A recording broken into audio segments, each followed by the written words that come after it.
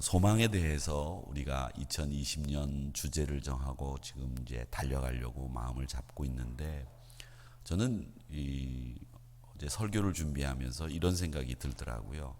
이 소망이 있다면 우리 몸 가운데 어디에 있을까? 머리에 있을까? 가슴에 있을까? 이런 생각을 해봤습니다. 소망은 우리의 마음을 들뜨게 하고요. 또 우리의 미래에 하나님이 일하시는 것을 기대하는 것이다. 이렇게 말씀을 드렸고, 또 하나님이 약속의 말씀에 따라서 우리에게 지금까지 이루신 일을 확인하고 앞으로도 하나님이 일하실 것을 기대하는 마음, 이게 소망이고 희망과는 다른 거다. 이렇게 말씀을 드렸는데, 제가 여러분들에게 말씀을 드린 것을 생각하면서 곰곰이 생각을 해보니까 이 소망이라고 하는 것은 머리에만, 가슴에만 있는 게 아니라 우리 몸 전체에 있어야 하는 것이 맞겠다, 이런 생각을 해봤습니다. 또 제가 지난 시간에 우유에 빠진 생쥐 이야기를 말씀을 드렸습니다. 그 말씀을 드리면서 낙관이라고 하는 것이 뭐냐, 낙관과 소망의 차이가 뭐냐, 이 말씀도 해드렸는데, 오늘 이 말씀을 한 번 더 여러분들에게 드리는 이유는, 우유에 빠진 생쥐가 열심히 포기하지 않고 발을 저었더니 우유가 버터가 돼서 살아남을 수 있었다라는 이야기를 해드렸는데, 사실은 우리가 살고 있는 현실, 우리가 살고 있는 이 세상은 아무리 발을 저어도 우유가 버터로 변하지 않는다는 겁니다. 또 우리가 열심히 저으면 버터로 변하는 우유에 빠졌으면 괜찮은데, 우리가 열심히 저어도 버터로 변하는 우유에 빠지지 않았다는 것이, 이게 우리가 살고 있는 현실의 문제입니다. 그런데 이런 이야기를 통해서 우리는 열심히 살면, 노력하면 뭔가 변하고 우리에게 놀라운 일들을 경험할 수 있게 된다, 이렇게 이야기를 하지만, 목사도 그렇게 설교를 하지만 실제는 그렇지 않다는 것이 이 가장 우리가 가지고 있는 난맥상입니다. 우리가 빠진 이 고통의 함정은 버터로 변하는 우유도 아니고, 또 우리가 아무리 발버둥을 쳐도 버터가 되기는커녕 점점 더 우리의 힘을 빼는 이런 상황들이 우리 안에 계속 일어나고 있다는 겁니다. 최선을 다하면 된다고 생각을 하고 열심히들 삽니다마는, 이 최선을 다하는데도 불구하고 우리의 삶은 나아지지도 않고, 노력을 기울였는데도 불구하고 우리의 삶은 그냥 그 자리에서 답보적인 모습으로, 답보 상태에서 머물러 있다는 겁니다. 그렇기 때문에 그러면 우리가 희망을 가질 필요가 있겠습니까? 희망 없이 사는 게 차라리 낫지 않습니까? 이렇게 이야기할 수도 있습니다. 그런데 교회 가면 목사들이 계속 희망을 가지라고, 소망을 가지라고 설교하고, 또 사람들 보면 소망이 없으면 안 된다고 그렇게 얘기들 하니, 이게 우리의 참 딜레마 중에 딜레마입니다. 사랑하는 성도 여러분, 소망을 갖는 일, 그건 여러분, 우리 천성이, 제가 말씀드렸죠, 원래 우리의 뇌 구조는 부정적인 뇌 구조를 가지고 있다고 말씀드렸죠. 우리가 살아남기 위해서 지식이 없는 과정에서 그 사람이 그걸 먹고 죽었다더라, 그거 먹으면 죽는다, 이런 부정적인 이야기를 하면서 우리가 지금까지 살아왔기 때문에, 그런 부정적인 이야기를 통해서 우리의 지식을 습득하고 우리의 삶의 방법을 터득했기 때문에 우리 뇌 구조가 부정적인 뇌 구조를 가지고 있다고 말씀을 드렸습니다. 마찬가지로 우리 사람은 소망을 갖는 일이 우리 천성 아닙니다. 우리의 천성은 낙심하고, 우리 천성은 좌절하는 게 우리 천성입니다. 에덴 동산에서 불순종해서 쫓겨나오면서부터 우리 체질은 원래부터 실망하고 낙심하는 일에 아주 익숙해져 있습니다. 그래서 무슨 일만 생기면, 그 일이 잘 되면 금방 좋아하다가 조금만 삐뚤어져도 실망하고 낙심하는 것이 우리 사람들의 체질이라는 거죠. 그래서 뇌 구조는 부정적인 뇌 구조로 돼 있고, 우리 마음은 항상 실망하고 좌절하는 게 우리 마음의 원래 구조입니다. 그래서 소망을 갖는 일이 쉽지 않다는 겁니다. 우리가 처한 환경이 소망을 갖도록 만들지도 않습니다. 그러면 여러분, 어떻게 소망을 가질 수 있는지 구체적으로 말씀하세요. 그 대답 불가능한 거 아닙니까? 이런 이야기를 하실 수 있습니다. 지금까지 여러분들에게 드린 말씀만 보아도 가능한 얘기가 아닙니다. 소망을 갖는 일보다는 낙심하는 일에 훨씬 더 익숙해져 있고, 우리 환경이 노력을 한다고 소망의 상황으로 바뀌는 것도 아닙니다. 그렇다고 하면 우리 소망이 어디 있느냐? 왜 이런 일들이 일어나느냐? 제가 설교 서두에 소망이 어디 있을까 생각을 하다가 우리 몸 전체에 있을 것 같다, 이런 생각을 했다고 말씀을 드렸는데, 제가 그러다가 말씀을 한 곳 봤습니다. 골로새서 1장 27절의 말씀인데, 제가 이 말씀과 오늘 여러분들에게 소개해드리는 에베소서 2장 말씀, 이 두 곳의 말씀은 여러분들이 정말 소중하게 생각해야 되는 말씀이고 꼭 기억해야 되는 말씀입니다. 여기에 보면 우리가 어떤 소망을 가지고 살고 있는지를 말씀하시고 있는데, 이 말씀에 보면 이렇게 되어 있습니다. 하나님이 그들로 하여금 이 비밀의 영광이 이방인 가운데 얼마나 풍성한지를 알게 하려 하심이라. 이 비밀은 너희 안에 계신 그리스도 신이 곧 영광의 소망이니라. 이렇게 되어 있는 말씀입니다. 여러분, 이 말씀이 언뜻 보기에는 굉장히 쉬워 보이는 말씀처럼 눈에 들어오지만, 여러분, 성경은 쉬워 보이지만 그 안에 굉장히 촘촘하게 짜여진 이 조직이 되어 있습니다. 이 말씀은 한마디로 얘기하면 우리에게는 비밀의 영광이 풍성하다, 이 말씀을 하시고 있습니다. 근데 이 비밀이 뭐냐? 비밀의 영광이 풍성한데, 이 비밀의 영광이라는 말도 우리는 생소한 말입니다, 사실은. 근데 이 비밀이 뭐냐? 비밀이 그리스도 예수라는 겁니다. 그러니까 그리스도가 받는 그 영광이 너희 안에 풍성하다, 이 말입니다. 그러니까 이 비밀은, 여러분, 이 비밀은 우리에게 영광의 풍성함을 주는 것이고, 그것이 결국 뭐냐? 영광의 소망이다 하는 거죠. 잘 사는 소망이 아니라, 오래 사는 소망이 아니라, 많이 가지는 소망이 아니라 영광의 소망인데, 그 영광의 소망이 뭐냐? 너희 안에 계신 그리스도, 그분이 너에게 진짜 소망이 되어야 된다, 이 말씀을 하시고 있는 겁니다. 그러니까 이 비밀은 우리 안에 계신 그리스도예요. 우리의 소망은 잘 살고 많이 가지고 잘 먹고, 이게 우리의 소망이 아니라 너희 안에 있는 그리스도가, 그게 비밀의 영광인데 그 비밀이 바로 그리스도이시다, 이 얘기를 하고 계시는 겁니다. 그냥 소망이 아니고 많은 사람들이 박수치고 환호하는 영광의 소망, 그것이 너희 안에 계신 그리스도. 참 많은 것을 생각하게 하는 말씀입니다. 마음속에 우리가 소망만 가지면 되는 줄 알았는데, 이 소망이라고 하는 녀석이 실체가 뭐냐면 예수 그리스도, 그분이시고, 그분이 놀라운 방식으로 우리 안에 거하시면서 내 눈에는 잘 보이지 않을 때도 많지만 그 부분이 우리의 영광의 소망의 모든 부분이다, 이렇게 말씀하시고 있는 겁니다. 그분이 영광의 소망으로 어떻게 계시는지, 이게 무슨 말인지 이해하는데 이 에베소서 2장 12절 13절의 말씀이 또 중요합니다. 이 말씀을 보니까 어떻게 되어 있느냐면, 그때에 너희는 그리스도 밖에 있었고, 그때라는 말은 내가 예수 믿기 전에, 하나님을 믿기 전에 예수 밖에 있었다는 거죠. 이스라엘 나라 밖의 사람들이다, 이방인이었다, 약속의 언약도 너희들한테는 없는 외방인, 외인들이었다. 그러니까 너희들은 세상에서 소망이 있는 것처럼 살았지만 사실은 세상에서 소망도 없었어, 하나님도 없었어. 그런데 이제는 전에 멀리 있던 너희가 그리스도 예수 안에서 그리스도의 피로 가까워졌느니라. 근데 이 말씀을 잘 보셔야 됩니다.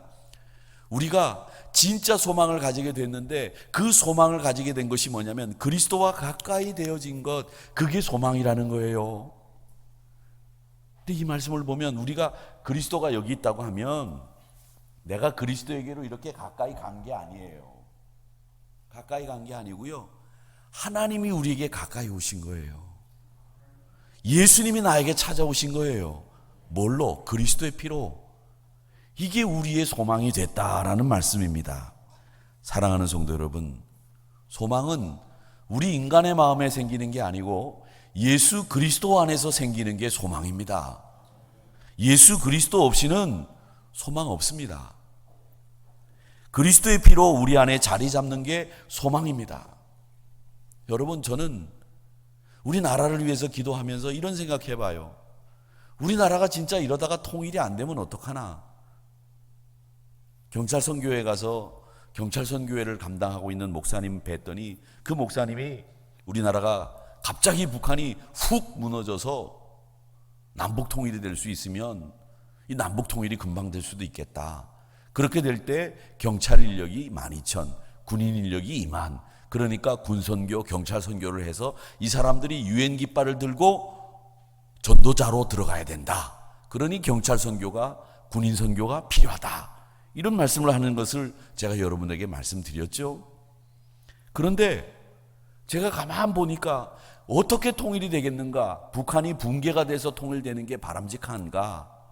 그럼 중국이 가만히 있겠는가? 뭐 이런 여러 가지 이야기들을 통일정책 세미나라고 목사들끼리 한 달에 한 번씩 모이는 숭실대학에서 하는 통일 세미나에서 여러 가지 이야기들을 합니다. 그런데 여러분, 제가 목사 입장에서 가만히 보면 저는 정치를 잘 모르지만 우리나라가 통일될 수 있는 유일한 길은 하나밖에 없다. 복음으로 통일되는 길. 이거 말고 뭘로 통일이 되겠는가? 우리가 대통령이 바뀔 때마다 이런 남북 통일의 물꼬가 디딤돌이 길이 열리는 것 같아 보였지만 다 실패하고 말았어요. 결국은 육자회담을 통해서 북이 핵을 만드는 것을 해결해 본다고 하다가 그것도 다 물 건너갔어요. 자, 그렇다면 우리 그리스도인들이 기도해야 될 일이 이거다, 이런 생각이 드는데, 그건 뭐냐? 하나님, 더 세게 우리가 복음으로 통일을 이룰 수 있도록 하나님 도와주세요. 그렇게 기도하는 것밖에는 없겠다. 왜? 정치적으로 인간의 방법으로는, 인간의 지혜로는 도저히 해답이 없으니까. 결국 하나님이 풀어주시는 방법밖에는 없구나, 이런 생각이 들었습니다. 근데 여러분, 맞습니다. 모든 게 이 하나님이 개입하셔서 해결해 주시지 않으면 이건 안 되는 겁니다. 우리가 해결하려고 했던 것이 아니라 우리의 소망은 예수님이 우리를 찾아오셔서 그의 피로 우리에게 소망을 선사해 주셨다는 겁니다. 그러니까 소망은 정확히 더 말씀드리면 내가 소망을 갖는 게 아니라 그리스도가 우리에게 소망을 선물로 주신 거다라는 말이 더 맞다는 겁니다. 그냥 오신 게 아니라, 그냥 가까이 오신 게 아니라 약속의 말씀을 가지고 우리에게 가까이 다가오셨다라고 하는 것이 정확한 이야기입니다. 그러니까 그리스도가 없으면 소망 없고 약속 없으면 소망 없습니다. 약속으로 소망이 생긴다는 말씀이고 하나님이 우리에게 다가와 던져주시는 선물이 소망이다라는 말씀입니다. 그래서 이 하나님의 말씀을 보면 말이죠, 이게 모두 씨줄 날줄이 다 소망으로 꽉 이렇게 짜여져 있어요.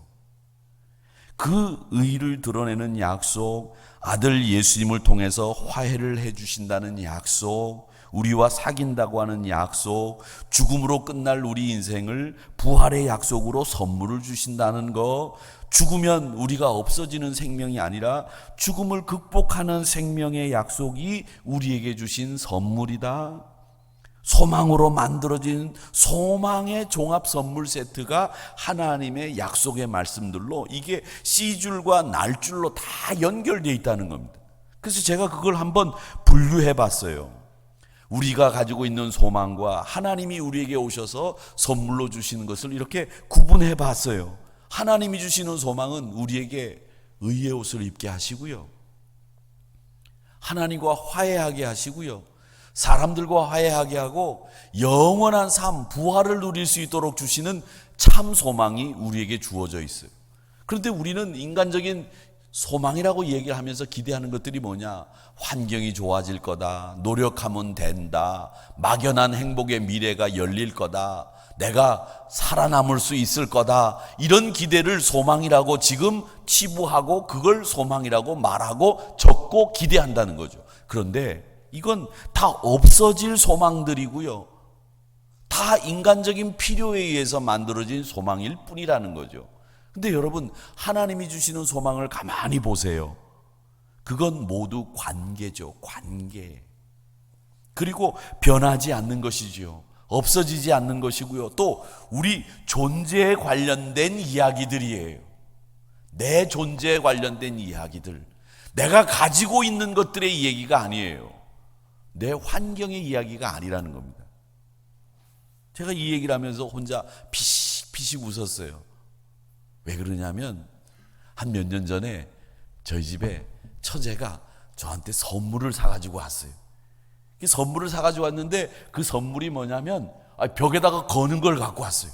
그래서 제가 신경질을 막 내면서, 신경질을 진짜 낸 건 아니고요, 제가 그렇게 못된 사람은 아니에요. 선물 가져온 사람한테 신경질을 냈겠어요. 그런데 신경질을 내는 척하면서 나는 선물을 내 몸에 지는 게 선물이라고 생각해, 이렇게 얘기했어요. 아니, 벽에다가 걸 걸 내 선물이라고 주면 어떡하냐고 막 그렇게 신경질을 내면서 막 이렇게 괜히 말이죠, 시비 트집을 잡았던 그런 생각이 나서 피식 혼자 웃었습니다. 이 말씀을 준비하면서 우리 하나님은 우리의 마음을 아시는 거예요. 내 몸에, 내 존재에 관련된 게 진짜 복이라는 거죠. 내가 주머니에 넣고 다니는 거, 내 통장에 넣어야 될 거, 내가 잠시 이 땅에 육신을 가지고 살면서 사는 그런 것들에 내 소망을 두지 말라고 말씀하시는 게, 그건 내 게 아니라는 거예요. 벽에 걸어두는 거고 걸치는 거고, 그냥 다만 내가 이 땅에 있는 동안에 내가 잠시 사용하는 것뿐이지 네가 아니라는 거죠. 그런데 우리는 나하고 상관없는 것에 자꾸 소망이라고 마음을 쓰고 거기에 소망을 둔다고 얘기를 한다는 겁니다. 사랑하는 성도 여러분, 창세기에 나오는 아브라함이 갈대 우르를 떠날 때 더 좋은 환경을 바라고 떠나지 않았다는 것 정도는 여러분 다 아실 겁니다. 만약에 더 좋은 환경을 바랬다고 한다면 아브라함은 메소포타미아 문명이 발달되어 있는 갈대아 우르나 두 번째 기착지인 하란에서 살았어야 해요. 왜? 하란은 메소포타미아 문명이 발달해 있어서 더 좋은 환경에서 살 수 있는 여건들이 다 구비되어 있기 때문이죠. 만약에 그가 노력하면 된다고 생각하고 살았다고 한다면, 여러분, 그가 후사를 얻기 위해서 노력하면 된다고 하는 생각을 가지고 살았다고 한다면 자기 아들을 얻기 위해서 여러 명의 여자를 두었을 거예요. 왜? 고대 사회 당시에는 여러 명의 여자를 족장들이 두는 건 흠이 아니었고 윤리적으로 도덕적으로 문제가 되지 않았어요. 그렇기 때문에 이 아브라함은 여러 명의 여자를 두고 인간적인 노력을 통해서 자기 후사를 마련했을 거예요. 그런데 아브라함은 그렇게 하지 않았어요. 물론 한 번 조바심이 생겨서 이집트에서 데리고 온 여자 하갈을 통해서 이스마엘을 낳기는 했지만, 이 한 번의 조바심이 지금까지 민족과 민족의 갈등을 일으키는 문제가 되지 않았습니까? 아브라함의 가족의 문제를 일으키는 갈등이 되지 않았습니까? 그 한 번의 조바심 말고는 아브라함은 하나님의 약속을 믿고 참고 기다리고 참고 기다리고 참고 기다렸어요. 하나님의 약속이 있었으니까. 만약에 그가 하나님의 약속을 산소망으로 삼지 않았다면 인간적인 노력을 얼마나 많이 했겠어요. 할 수도 있는 상황인데요. 막연히 행복한 미래를 바라보았다면 고대 사회에서 척박한 땅이고 문명과는 거리가 먼 가나안까지 갈 이유가 없었다는 거죠. 80세라고 하는 나이에 개척보다 안주와 평안이 더 중요했기 때문에 가나안에 갈 이유가 전혀 없어요. 전혀. 네버 에버예요. 그런데 아브라함은 행복한 미래라고 하는 인간적인 기대에 자기의 소망을 건 게 아니라 하나님의 약속의 소망을 걸었기 때문에 가나안까지 간 거예요. 오랫동안 장수하고 건강하게 살기를 바랬다면 우루 떠나지 말아야죠. 우루에 살아야 돼요. 왜? 자기를 잘 아는 사람들이 거기 다 모여 있기 때문에. 요즘 그런 얘기 하지 않습니까? 오래 살려면, 장수하려면, 건강하게 살려면 병원 가까운 데 살아라. 이 답이라잖아요. 뭐 자연이 좋다고 자연에 들어가 봐야 소용없다. 어떤 목사님이 그러더라고요. 섬이 이렇게 많은 데를 갔는데 어떤 목사님이 이 섬에서 만약에 아프면, 저녁에 아프면 헬기가 떠서 데리고 간대요. 헬기가 떠가지고 아무리 데려가 봐야 30분, 40분 걸려요. 아무리 빨라도. 강남 세브란스는 5분이면 가.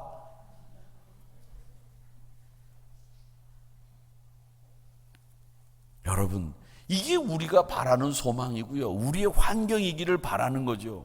그런 환경을 바랬다고 한다면 아브라함은 우르나 하란에 살았어야 되는데 그는 우르를 떠났고 하란을 떠나서 가나안까지 오지 않았습니까? 이유는 뭐냐? 인간적인 기대를 소망으로 삼지 않고 하나님의 약속을 소망으로 삼았기 때문에 가나안까지 올 수 있었던 겁니다. 그러니까 여러분, 우리가 진짜 소망을 갖는다는 것은 뭐냐? 답이 나오잖아요. 우리가 인간적인 기대를 꺾고 하나님의 말씀을 산 소망으로 삼을 때 이게 진짜 소망이 된다는 거예요. 그런데 우리는 그 인간적인 기대나 인간적인 소망, 조금 전에 도표로 보여드렸던 그 오른쪽에 있는 그 소망, 그 기대를 꺾지 않아요. 그리고 그걸 소망으로 삼으려고 자꾸 애쓰니까 우리의 현실이 우유에 빠지는 것도 아니고 아무리 발버둥을 쳐도 버터로 바뀌지 않는 거죠. 사랑하는 성도 여러분, 산소망의 주인공이 되는 것은 단순한 문제가 아니고요. 평생 싸워야 되고 평생 인내해야 되고 여러분의 인간적인 기대와 맞서야 됩니다. 결국 내가 가지고 있는 가능성하고도 싸워야 돼요. 내가 배운 학력, 내가 가지고 있는 경험, 내가 그동안 쌓아두었던 인맥, 내 주변에서 내 소망이 될 만한 것들, 그런 것들과 계속 싸워야 됩니다. 그런 것들이 너한테는 소망이 돼라고 하는 유혹의 목소리와 또 싸워야 돼요. 이게 진짜 소망이 되는 줄 여러분 믿으시기를 주의 이름으로 축원합니다.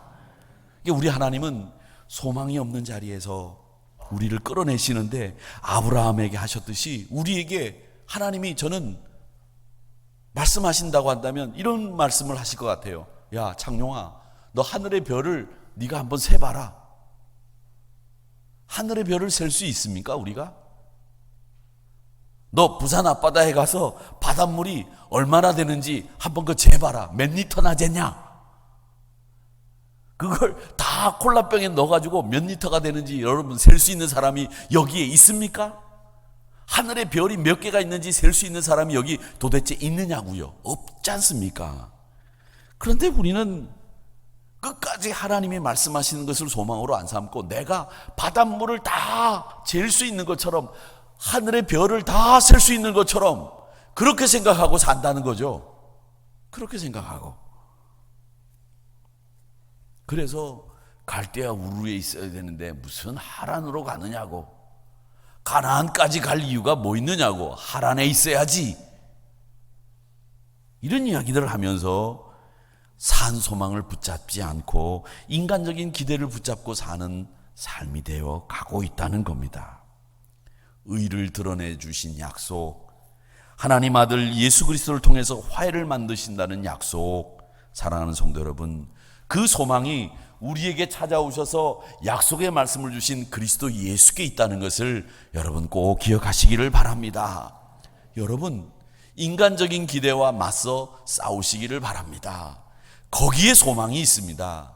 우리 몸 전체가 우리 인간적인 기대와 맞서서 싸울 수 있는 사람이 될 때 산소망의 주인공이 된다는 사실을 여러분 꼭 기억하시기를 바랍니다. 그러니까 소망은 그리스도가 우리의 소망이고 약속의 말씀을 붙잡을 때 진짜 소망이 된다는 것을 여러분 기억하시면서 내가 가지고 있는 인간적인 기대가 소망으로 착각되어지는 그 유혹과 목소리 앞에 흔들리지 마시고 하나님께서 주시는 소망으로 분명히 굳건히 세워가시는 저와 여러분이 되셔서 말씀 안에서 약속을 통한 소망을 품으시는 2020년도가 되시기를 주님의 이름으로 축원합니다.